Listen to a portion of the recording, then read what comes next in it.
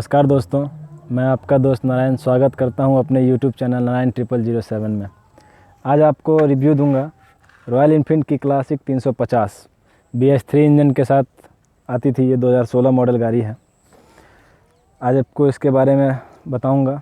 इस वीडियो को मैंने 5 पार्ट में डिवाइड किया है। सबसे पहले इसके डिज़ाइन, फिर पॉजिटिव, फिर नेगेटिव, फिर इसका इंजन और लास्ट में अपना कंक्लूजन। तो इसके बारे में सब कुछ बताएंगे डिटेल से। आपको पॉजिटिव बताऊंगा, नेगेटिव बताऊंगा, इसके सब कुछ बताऊंगा। वीडियो में बने रहिए। और आप लोगों से निवेदन है दोस्तों कि आप लोग देखते तो हैं वीडियो लेकिन सब्सक्राइब नहीं करते हैं, तो दोस्तों सब्सक्राइब कर दीजिए। चलिए सबसे पहले आपको इसका डिज़ाइन दिखा देता हूँ। देखिए दोस्तों, फ्रंट से सबसे पहले हेडलाइट की बात करूँ, नॉर्मल हेलोजन बल्ब आते हैं। कोई डिजिटल मीटर नहीं आता है, नॉर्मल ही है। फ्रंट में दोस्तों देख लीजिए,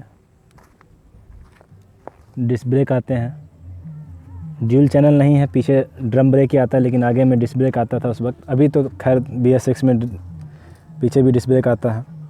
इंडिकेटर का डिज़ाइन देखिए दोस्तों, अपने आप में यूनिक है और शुरू से अभी तक यही डिज़ाइन आता है इसमें। रॉयल इनफील्ड के क्लासिक बुलेट में, किसी में भी, हर एक में मॉडल में यही डिज़ाइन आता है दोस्तों। उसके बाद देखिए दोस्तों, ड्यूल आपको हॉर्न मिलते हैं। ये देखिए 350 सीसी का इंजन। 350 कंपनी क्लेम करती है, हालांकि इसकी क्षमता 346 सीसी की है। क्लासिक 350 का लोगो। ये जो टायर है अभी तक स्टॉक ही है इसमें कोई ज़्यादा मॉडिफिकेशन नहीं कराया है मैंने। बस सीट कवर, एक लेग गार्ड और साइलेंसर थोड़ा सा मैंने चेंज करवाया था। ये थोड़ा सा आवाज़ वाला है दोस्तों, तो इसको इग्नोर कीजिएगा। पीछे से देखिए दोस्तों, एकदम बेसिक डिज़ाइन। हालांकि मतलब कह लीजिए कार में सफारी लोहा भर के देती है टाटा की गाड़ियाँ, ठीक उसी तरह रॉयल इनफील्ड एकदम लोहा। हर जगह, कहीं भी फाइबर का इस्तेमाल नहीं, सब जगह लोहे का इस्तेमाल है। लुक बेसिक हैं लेकिन अच्छे लगते हैं देखने में। मान लीजिए ऐसा नहीं है कि आप कहिएगा कि देखने में अच्छी नहीं लगती है, अच्छे लगते हैं। हाँ, रेसिंग बाइक की तरह, मान लीजिए ड्यूक R15 वगैरह की, डोमिनार की तरह उतनी खूबसूरत नहीं लगती है, लेकिन अच्छी लगती है। चलिए अब आपको अगले सेगमेंट में लेके चलता हूँ, इसके इंजन के बारे में। इसका इंजन देखिए, जैसे सबसे पहले लोगो दे रखा है क्लासिक 350। 346 सीसी का इंजन आता है दोस्तों, जो जनरेट करता है 28 न्यूटन मीटर का टॉर्क 4000 RPM पे। ये इसके इंजन की कैपेसिटी है दोस्तों। टॉर्क बहुत अच्छा है, मान लीजिए नॉर्मल बाइक के अपेक्षा बहुत ही ज़्यादा टॉर्क है।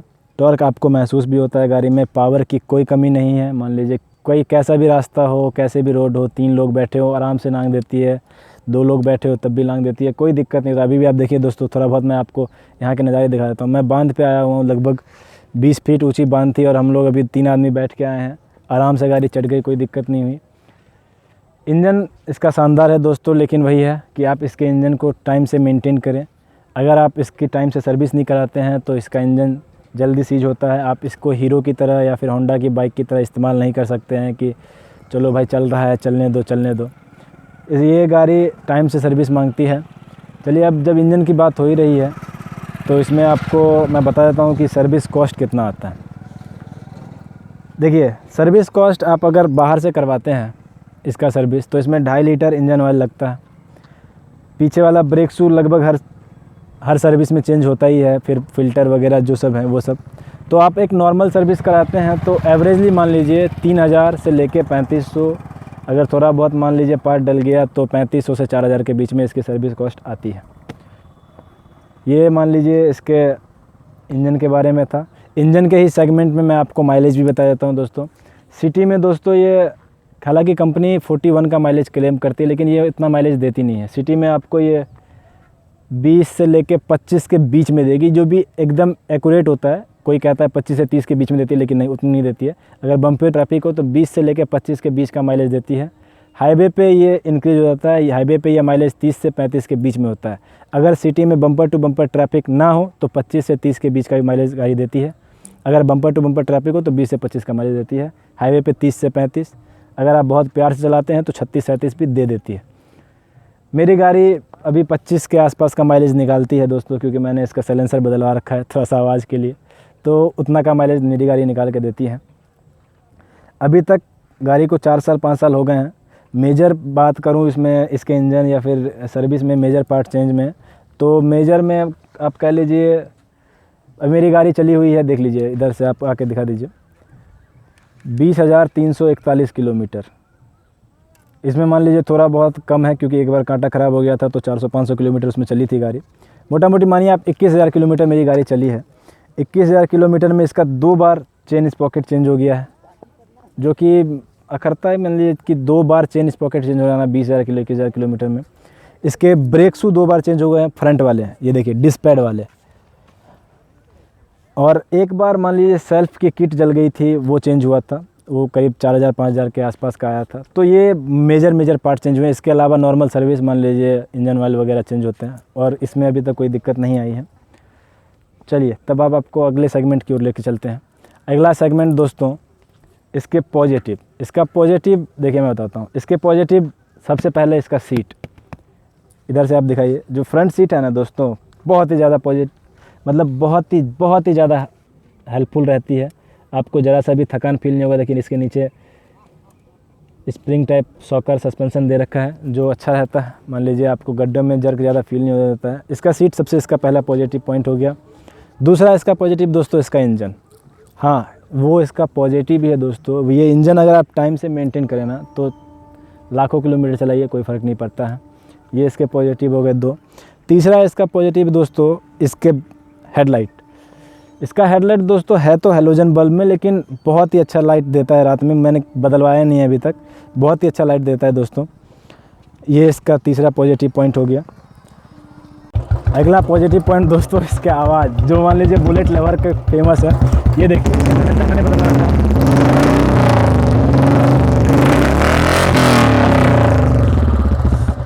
ये दोस्तों पॉजिटिव, ये आपके ऊपर डिपेंड करता है, आप पॉजिटिव में रखिए या फिर नेगेटिव में रखिए। एक तो ये हो गया दोस्तों। एक और पॉजिटिव, हंसी के लिए बता रहा हूँ, जिससे जोक का पार्ट। एक और पॉजिटिव है दोस्तों, इसमें हॉर्न का यूज़ नहीं होता है। आप देखिए, आप रास्ते पे जा रहे हो, एक बार एक्सीलरेटर जोर से ले लीजिए, लोग अपने आप हट जाते हैं। हॉर्न मारने की ज़रूरत नहीं है, किसी को, सबको पता चल जाता है कि हाँ बुलेट आ रही है। ये भी एक पॉजिटिव ही है। उसके बाद दोस्तों इसका पॉजिटिव देखिए, ये जो टायर का साइज़ है ना दोस्तों, ये इसका पॉजिटिव है। ठीक है, ये देखिए 110, 90, 18, ये जो इसके टायर के प्रोफाइल हैं, ये इसका पॉजिटिव है। और यहाँ पे देखिए टायर पे मार्किंग दे रखी है कि 150 किलोमीटर तक, अब 150 किलोमीटर तक आप इस टायर को चला सकते हैं। और इस पे इसने ये भी लिखा है कि मैक्सिमम लोडिंग कितनी है। मैक्सिमम लोड इसका 257 kg। आप इस पे 257 kg तक मान लीजिए गाड़ी पे वेट कर सकते हो। हालांकि मैं कोशिश कहूँगा कि आप कोशिश करें कि उतना ना लोड दें, नहीं तो आपके सस्पेंशन सॉकर बैठ सकते हैं। ये इसका पॉजिटिव है, लेकिन नेगेटिव भी है इसमें, मैं वो आपको नेगेटिव के बारे में बताऊंगा। तो यही से मोटे मोटे इसके पॉजिटिव पॉइंट थे। राइड क्वालिटी भी इसकी एक पॉजिटिव पॉइंट है। हैंडलिंग भी पॉजिटिव पॉइंट है, जितनी भारी ये गाड़ी है चलाते वक्त उतनी भारी महसूस नहीं होती है। तो ये सब इसके पॉजिटिव पॉइंट थे। अब आपको अगले सेगमेंट इसके नेगेटिव पॉइंट में ले चलता हूँ। नेगेटिव पॉइंट क्या क्या हैं इसमें, देखिए, जो बुलेट लवर है ना, उनके लिए ये सब नेगेटिव है ही नहीं। लेकिन टू बी ऑनेस्ट, मैं रिव्यू दे रहा हूँ, अपना ऑनरशिप एक्सपीरियंस भी दे रहा हूँ, तो उसमें मैं आपको बताता हूँ इसमें नेगेटिव पॉइंट क्या क्या है। सबसे बड़ा नेगेटिव पॉइंट दोस्तों, ये इसका टायर।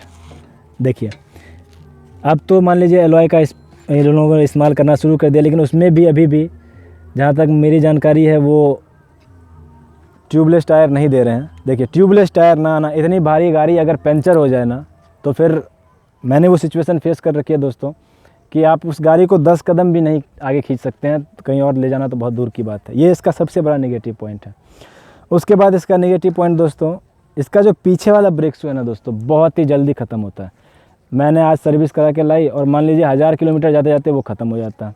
ये इसका सबसे नेगेटिव पॉइंट है दूसरा। उसके बाद दोस्तों ये देखिए, ये जो टर्न इंडिकेटर है ना, ये गाड़ी से बाहर है। अगर कोई आदमी बैठा हुआ है, वो उतरता है तो इसमें टकराते हैं बार बार, ये जल्दी टूट जाते हैं। मैंने खुद 3-4 बार चेंज करा दिए हैं इस चीज़ को। तो एक और ये नेगेटिव पॉइंट हो गई। उसके बाद ये सब मान लो लोग एक्सेप्ट करें या ना करें, लेकिन एक चीज़ ज़रूर एक्सेप्ट करेंगे, वो इसका सबसे बड़ा नेगेटिव पॉइंट है, वो है इस गाड़ी में वाइब्रेशन। ज़रूरत से ज़्यादा वाइब्रेशन इस गाड़ी में है।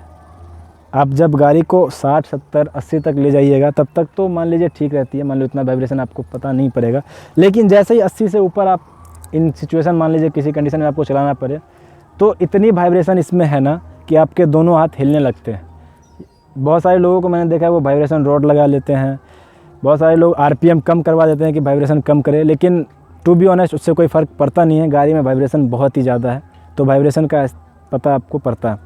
उसके बाद दोस्तों एक और इसमें नेगेटिव पॉइंट है, जंग लगना। लोहा हर जगह इस्तेमाल हो रखा है, इसलिए इस गाड़ी में जंग लगता है। और ऐसा नहीं है कि सिर्फ पार्टिकुलर मेरे गाड़ी में लगा है, बहुत गाड़ी में मैंने देखा है बुलेट में कि उसमें जो ये मोटर गार्ड वगैरह होते हैं उसमें जंग लग जाता है। तो ये सब इसके नेगेटिव पॉइंट थे। अब आ जाइए कंक्लूजन में। कंक्लूजन में जैसे मान लीजिए कोई दोस्तों second hand bike bullet lover है और बुलेट लेना चाहता है, तो वो कन्फ्यूज रहता है कि मैं क्लासिक 350 BS3 में लूँ या BS4 में लूँ। BS3 और BS4 में मैं कुछ आपको बता देता हूँ क्या क्या अंतर है इसी वीडियो में। एक तो थोड़ा बहुत टेक्नोलॉजी का अंतर है, वो BS3 और वो BS4 है। दूसरा आपको दोस्तों एक स्टैंड का मान लीजिए स्ट्रक्चर चेंज है, उसमें थोड़े बहुत कलर ऑप्शन बढ़ जाते हैं, और बस यही खासा मान लीजिए उसमें डिफरेंस है, और कोई खासा डिफरेंस नहीं है। और उसके पैसे बढ़ गए थे 30 से 35 हज़ार रुपये। अगर आप सेकेंड हैंड मार्केट में जा रहे हैं तो कोशिश कीजिए कि BS3 लेने के, आपके पैसे भी बच जाएंगे, आपको सस्ते भी पड़ेगी, और कोई ख़ास डिफरेंस है नहीं BS3 और BS4 में। और आपको बताता हूँ दोस्तों, जब मैंने ये बाइक ली थी 2016 या 2017 में ली थी, टू बी एग्जैक्ट मुझे याद नहीं है, उस टाइम में मुझे ये 1,51,000 की पड़ी थी। अभी ये BS6 में आती है और इसकी कॉस्ट लगभग 2,12,000 15,000 के आसपास पड़ती है ऑन रोड। वो state by state, district by district, dealer by dealer थोड़ा बहुत ऊपर नीचे 1,000-2,000 वेरी करते रहता है, लेकिन उसी अप्रॉक्स में पड़ती है। अब आप देखिए BS3 से BS6 में कितने का अंतर आ गया दोस्तों, लगभग 60 से 65 हज़ार रुपये का। तो मेरा कंक्लूजन, अगर आप बुलेट लवर हैं तब तो आप बुलेट ही लीजिए। अगर आप बुलेट लवर नहीं हैं तो आप एक बार इससे कम दाम में आपको अच्छी बाइक मिल जाएगी, आप एक बार उसके तरफ कोशिश कीजिए शिफ्ट हो जाने की, या फिर दूसरे मार्केट में ऑप्शन अवेलेबल हैं उसको देखिए। पॉजिटिव निगेटिव मैंने बता दिया, कंक्लूजन मैंने अपना बता दिया, क्या फ़ायदा है क्या नुकसान है सब कुछ मैंने आपको बता दिया। अब डिसीजन आपका है दोस्तों, वो पॉजिटिव वो निगेटिव वो वॉक अराउंड वो डिज़ाइन सब कुछ आप देख लीजिए, और उसके बाद आपका इच्छा करे तो लीजिए, इच्छा ना करे तो मत लीजिए। चलिए इसी के साथ जय हिंद दोस्तों, फिर मिलेंगे अगली वीडियो में, तब तक अपना ख्याल रखिए।